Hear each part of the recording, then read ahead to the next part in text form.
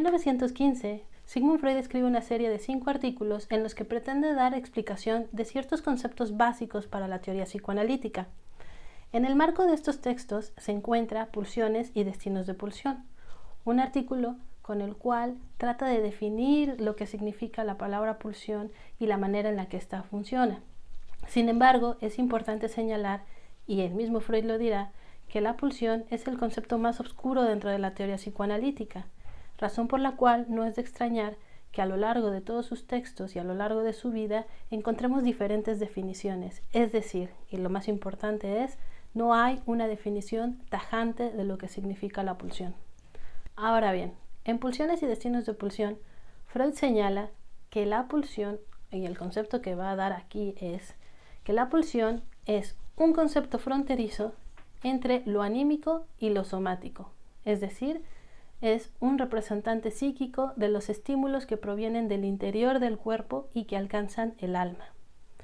Este concepto, por lo tanto, le permite a Freud entrelazar o unir o establecer un puente entre lo corporal y lo anímico, es decir, la representación mental de lo que proviene del cuerpo.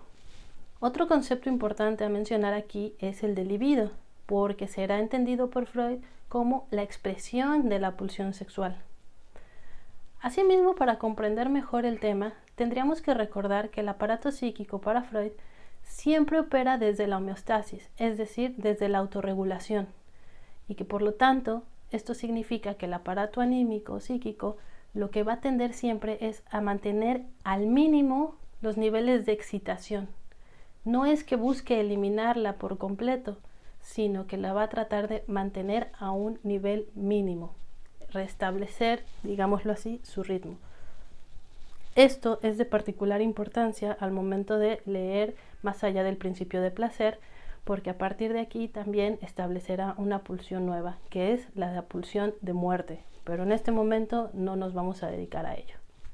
Pues bien, en el texto de Pulsiones y destinos de pulsión, Freud establecerá primero una distinción entre los estímulos fisiológicos y los estímulos pulsionales. Los estímulos fisiológicos, dirá, son aquellos que provienen del mundo, que actúan como una fuerza de choque y que es una fuerza momentánea, y que pueden ser despachados con una sola acción, que generalmente tiene que ver con la sustracción o huida por parte del sujeto. Podemos poner como ejemplo aquí lo que puede suceder con una luz fuerte que puede impactar el ojo humano.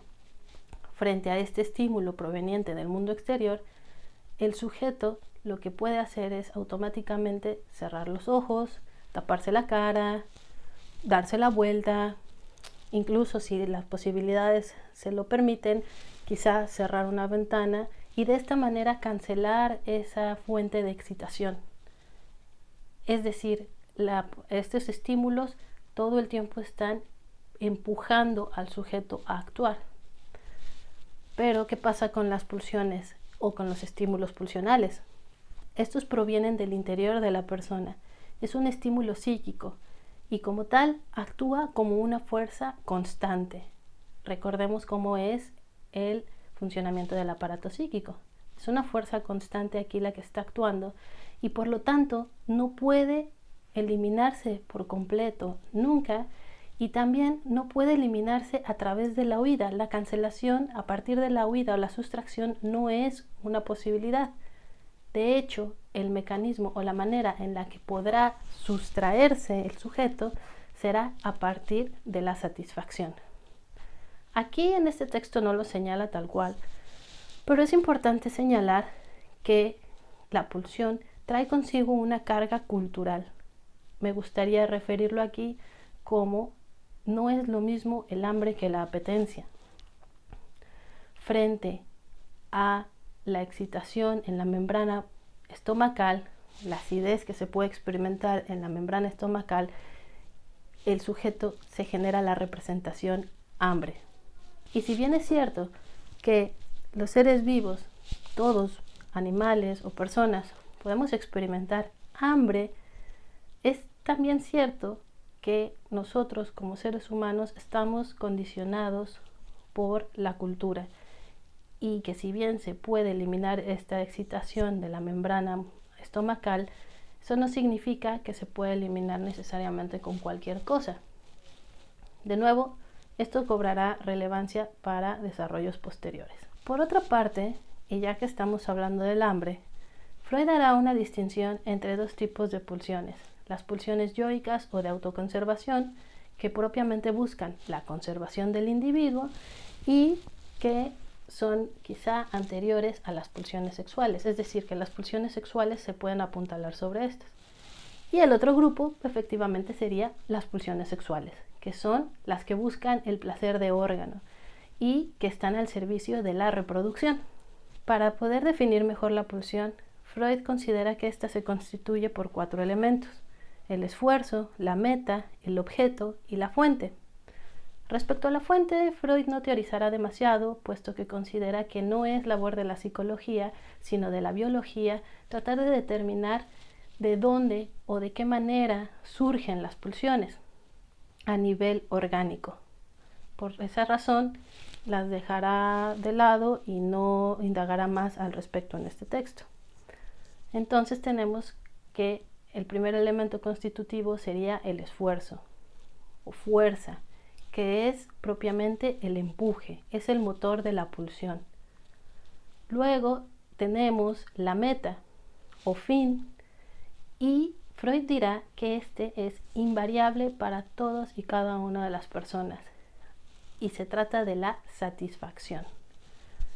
Una misma moción pulsional puede tener diferentes metas, es decir, una misma moción pulsional puede tener diferentes formas de satisfacción.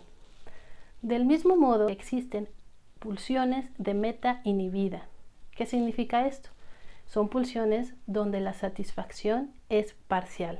Son pulsiones que pueden recorrer un camino para alcanzar la satisfacción, pero verse impedidas en algún punto, y entonces queda su meta, es decir, la satisfacción, inhibida. Por último, tendríamos entonces el objeto, que es el modo o la manera a través de la cual se puede alcanzar la satisfacción.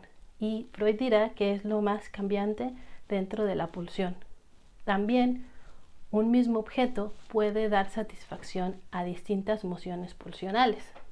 Por último, podríamos señalar lo que son los destinos de pulsión.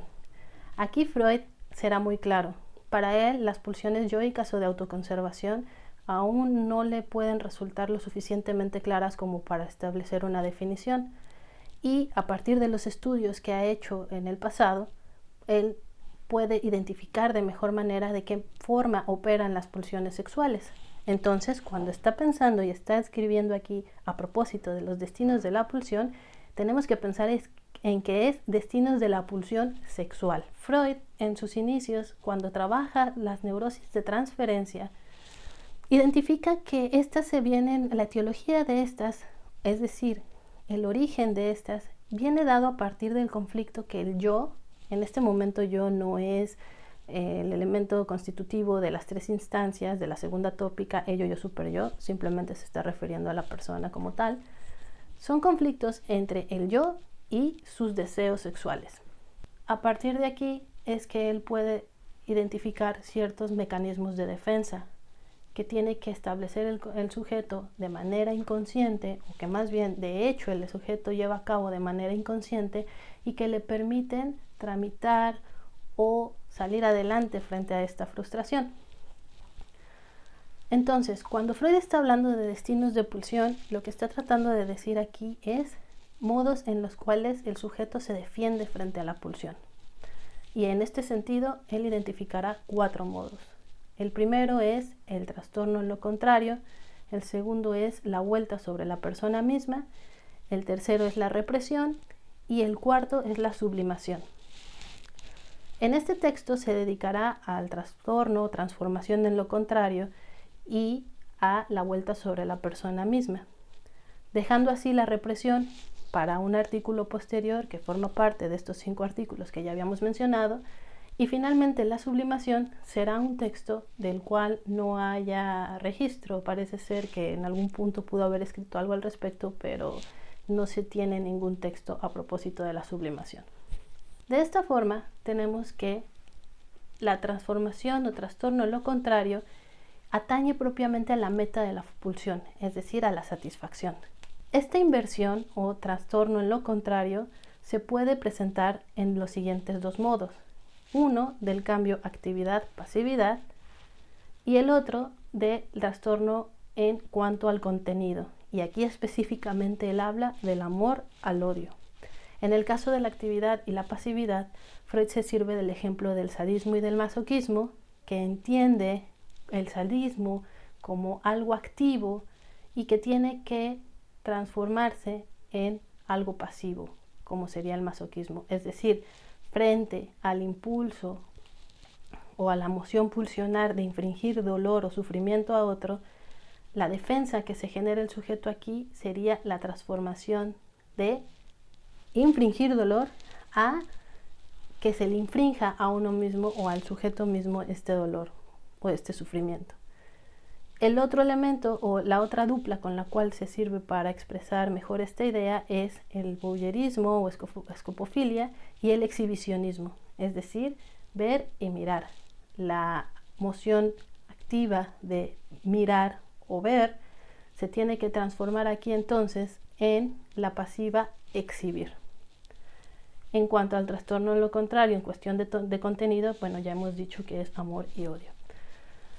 En la vuelta a la persona propia, lo que aquí se está jugando es el objeto, y Freud utilizará nuevamente el ejemplo del sadismo y del masoquismo, de forma tal que puede entender que el masoquismo es una suerte de sadismo vuelta hacia la propia persona. Esto después lo modificará en un texto llamado El problema económico del masoquismo, que no vamos a abordar tampoco en este momento. Y finalmente tenemos la transformación, en la vuelta sobre la persona propia con el tema del exhibicionismo, que es mirar el cuerpo propio. Es decir, el exhibicionismo puede ser interpretado también como una muestra a sí mismo del cuerpo. En ese sentido, estas serían las maneras en las que Freud entiende que el sujeto se puede defender frente a estas emociones pulsionales. Tengo a tiro de pistola, me llaman el brazo vengador. Te voy a meter fuego en el cuerpo hasta recuperar mi honor. Y ahora que tengo todo el dinero, podemos brindar los dos. Soy tu muerte, soy mi ángel exterminador. Si estás viendo esto, tienes que saber que llevo más de 10 intentos grabando esta y que no puedo hasta que mate a mi roomie, así que va a tocar currártela bastante.